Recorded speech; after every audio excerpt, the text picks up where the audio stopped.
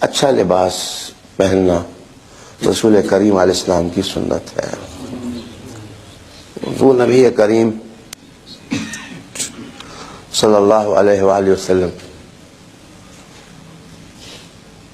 ایک مرتبہ میں نے انوار العلوم میں ملتان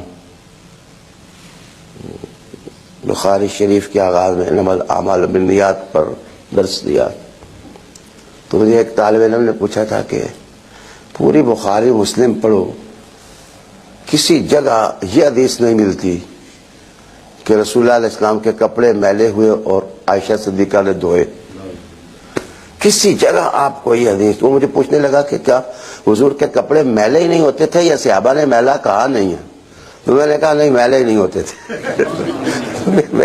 میرا جناب عقیدہ ہے کہ حضور نبی کریم صلی اللہ علیہ وآلہ وسلم نے کبھی میلا کپڑا پہنا ہی نہیں ہے.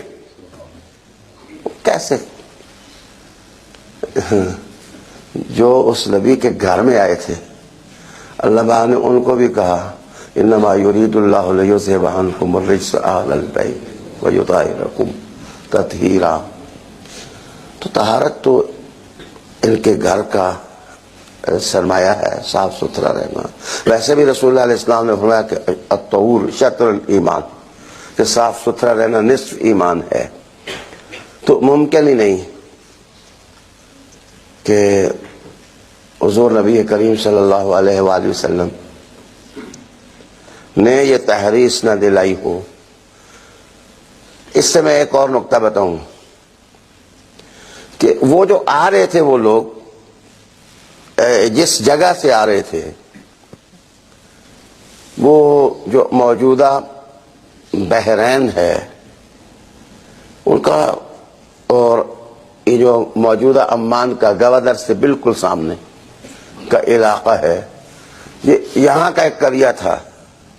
بحرین اور اس جگہ کے درمیان قریہ یہاں کا رہنے والے تھے، اور یہاں زیادہ تر لوگ چین کے اپنا سامان بیچنے کے لیے لے جاتے تھے، اور چائنا کا سارا مال اسی بندرگاہ سے اربوں کے بازاروں اور منڈیوں تک پہنچتا تھا.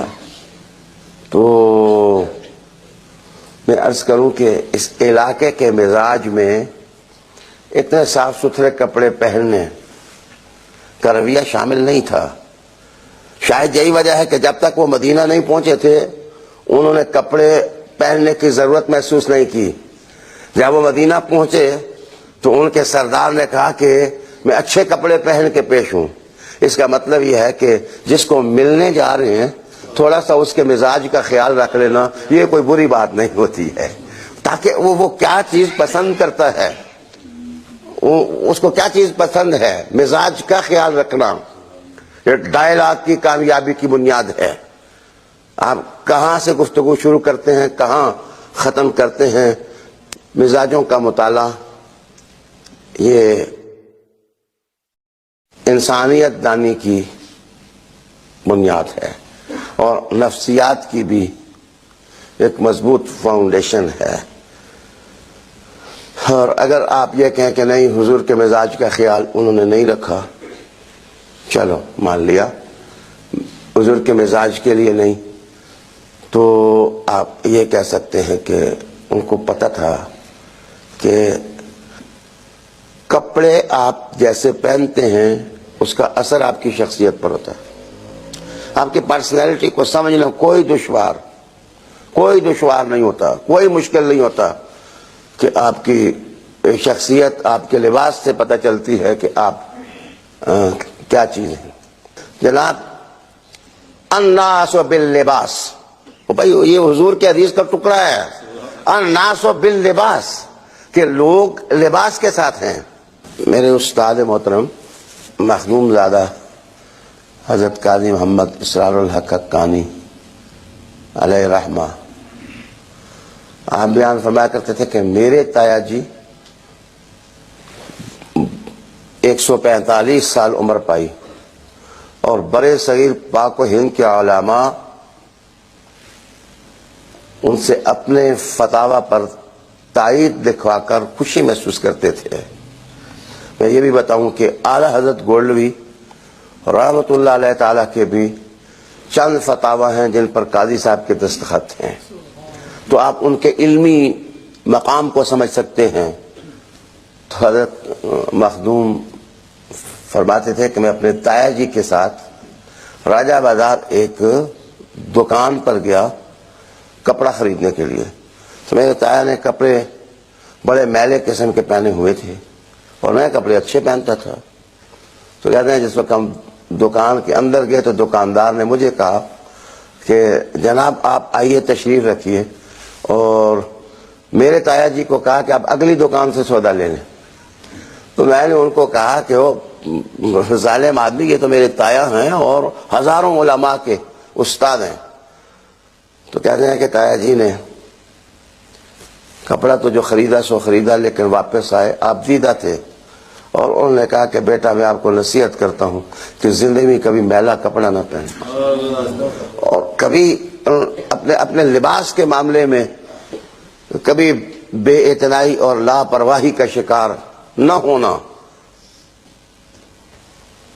الناس باللباس، انسان جو ہے وہ لباس سے پہچانا جاتا ہے کہ وہ کیا ہے۔ یقین جانے کہ اگر آپ بیمار ہیں، علیل ہیں، وضو کریں، وضو کرنے کے بعد آپ اچھا لباس پہنے، آپ محسوس کریں گے میں صحت مند ہو گیا ہوں۔ تو مزاج پر بلکہ مجھے امام غزالی کا ایک جملہ یاد آیا، اور دفتن وہ جہاں پر موت کی بحث کرتے ہیں، پہلے تو بہت خوبصورت لکھتے ہیں کہ مجھے موت کا کوئی غم نہیں، آنی ہے سو آنی ہے، میں مسلمان ہوں، میں مومن ہوں۔ پھر وہ نصیحت لگاتے ہیں کہ مومنو موت سے نہ ڈرا کرو۔ تو پھر یہ لکھنے کے بعد کہتے ہیں کہ اے میرے جسم، اپنے جسم کو مخاطب کر کے کہتے ہیں کہ تو مٹی سے بنا ہوا جسم ہے، میں نے زندگی اور موت کے درمیان دو ہی قبریں دیکھی ہیں۔ ایک قبر وہ ہے جس میں میرے مٹی کے وجود کو دفنایا جاتا ہے، اور ایک قبر میرا جسم تھا جس میں اللہ نے میری روح کو کچھ عرصہ رکھا ہے۔ تو گویا میں جب زندہ تھا پھر بھی ایک مقبرے میں تھا، اور جب میں جا رہا ہوں تو پھر بھی ایک مقبرے میں جا رہا ہوں۔ تو یہ لطیف تر باتیں امام غزالی احیاء العلوم کے اندر لکھنے کے بعد کہتے ہیں کہ صفائی تو مومن کے مزاج میں رسول اللہ علیہ السلام نے اس طرح راسخ کر دی کہ حضور نے کہا کہ مردہ بھی ہو تو اس کو میلا کفن نہ پہنو، اس کو بھی چٹا خوبصورت اور پیارا لگنے والا کفن جو ہے وہ پہناؤ۔ تو یہ مزاج میں نے بتایا۔